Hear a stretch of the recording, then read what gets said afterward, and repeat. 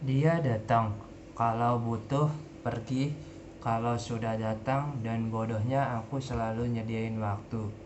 Kalimat itu benar-benar terasa maknanya ketika aku mengucapkan keras-keras sendirian di kamar yang lampunya sengaja tidak aku nyalakan. Aku duduk di lantai, punggung bersandar ke ranjang, memandangin layar ponsel yang sejak tadi tidak menyala, bukan karena baterainya habis, tapi karena aku sengaja tidak menyentuh. Takut melihat namanya muncul lagi. Takut karena aku tahu kalau namanya muncul, aku akan kembali jadi orang yang sama, orang yang selalu ada. Aku kenal dia sudah cukup lama, terlalu lama untuk sebuah cerita yang tidak pernah punya status jelas. Kami bukan pacar, bukan juga teman. Kami berada di wilayah abu-abu. Kalau ditanya orang lain, aku selalu bingung harus menjelaskan dari mana. Teman dekat, kataku biasanya. Padahal kedekatan itu seringkali terasa sepihak.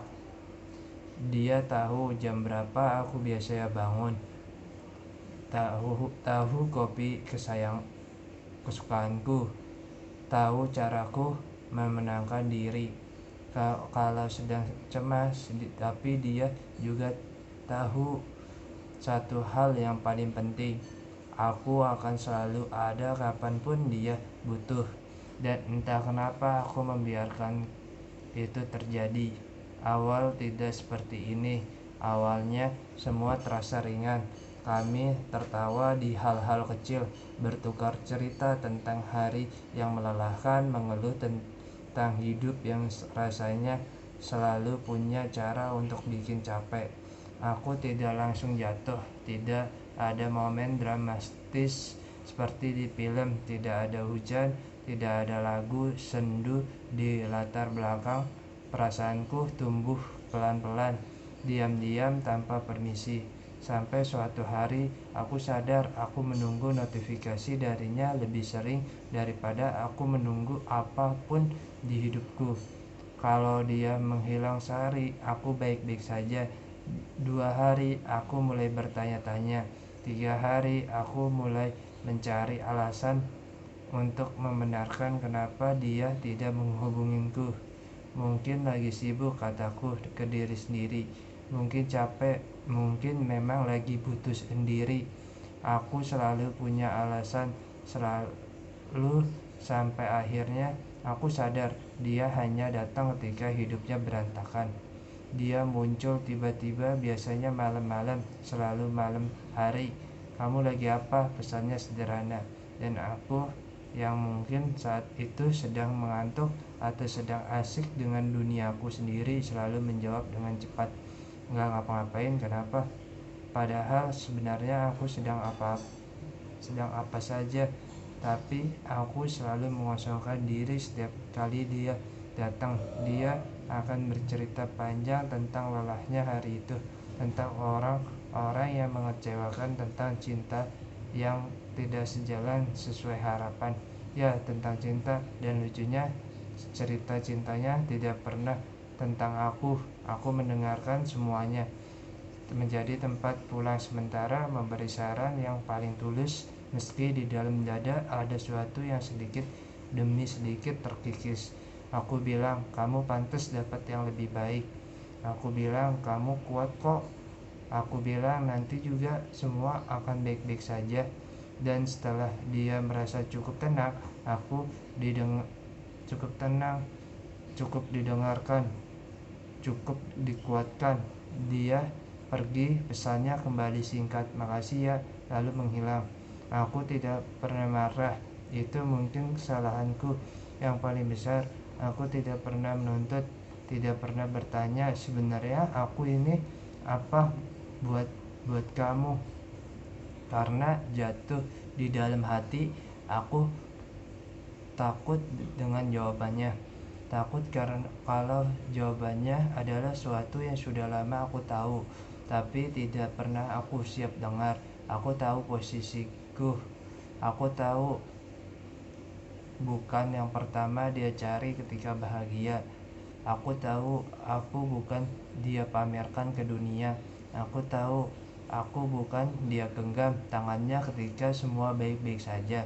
Aku hanyalah tempat singgah, tempat dia duduk sebentar sebelum melanjutkan perjalanan ke orang lain. Dan anehnya aku tetap tinggal. Pernah suatu malam dia menelpon sambil menangis. Tangisnya yang tidak ditahan, nafasnya tersanggal, suaranya pecah. Aku panik, aku bangun dari tidur, duduk tegak berusaha fokus hanya pada suaranya. Kenapa? Tanyaku berulang kali. Dia tidak langsung menjawab, hanya tangis yang semakin kencang. Saat akhirnya dia bisa bicara, aku tahu lagi ini bukan tentang aku.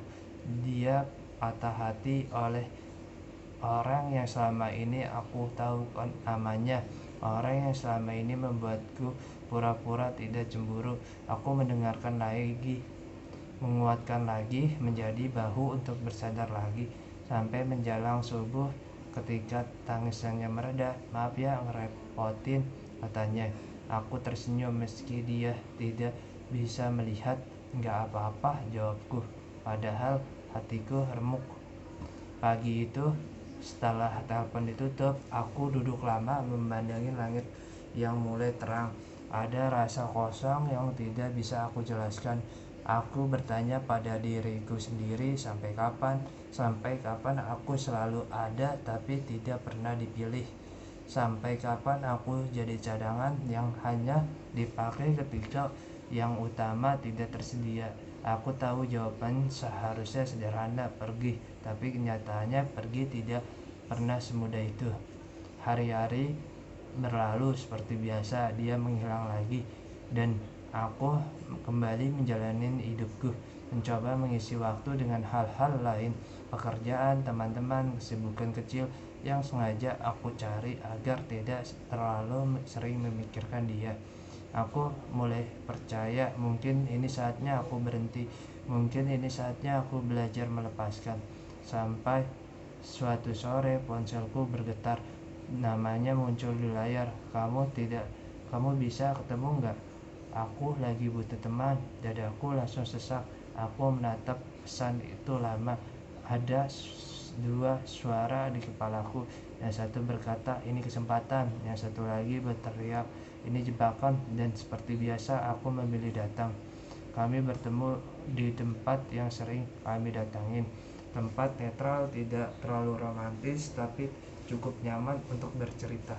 Dia terlihat lelah matanya sebab aku tahu sebelumnya dia membuka mulut bahwa cerita tidak akan menyenangkan. Dan benar saja, dia bercerita tentang orang yang sama, tentang harapan yang lagi-lagi runtuh, tentang rasa lelah mencintai sendirian. Ironisnya, dia mencintai sendirian sementara aku duduk di depannya melakukan hal yang sama. Aku tersenyum mengangguk mendengarkannya, sampai akhirnya dia berkata, aku gak tahu harus cerita ke siapa lagi selain kamu.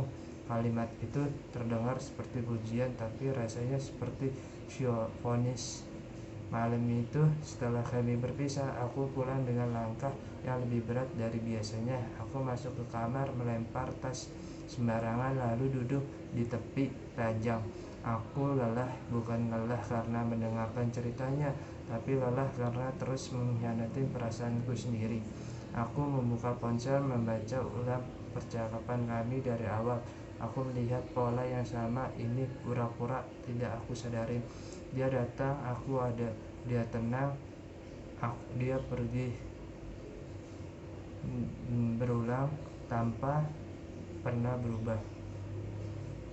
Untuk pertama kalinya, aku bertanya jujur pada diriku sendiri. Kalau aku terus di sini, apa yang sebenarnya aku harapkan? Dia berubah, dia sadar, atau aku hanya takut sendirian? Jawaban menyakitkan, aku takut kehilangan peran.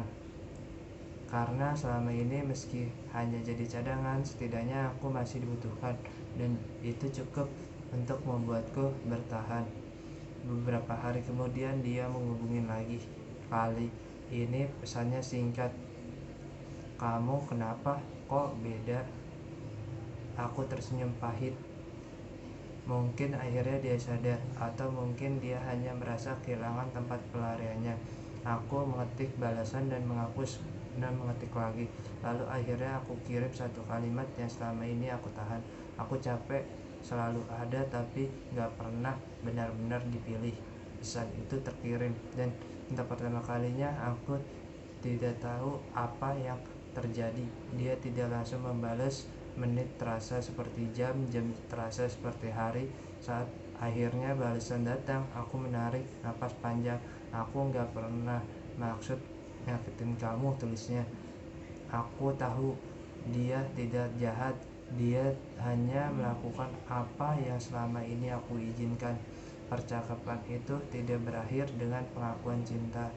Tidak ada adegan dramatis, tidak ada pelukan perpisahan, hanya kejujuran yang pada akhirnya keluar meski terlambat.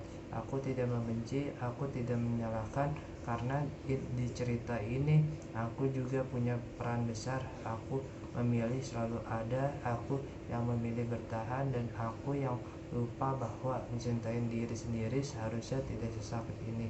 Sekarang aku belajar pelan-pelan menjauh, tidak dengan marah, tidak dengan dendam, tapi dengan sadar bahwa aku pantas dicintain tanpa harus menunggu giliran, bahwa aku pantas dipilih tanpa harus selalu siap jadi cadangan. Dan mungkin suatu hari nanti aku akan bertemu seseorang yang datang bukan karena butuh, tapi karena ingin tinggal.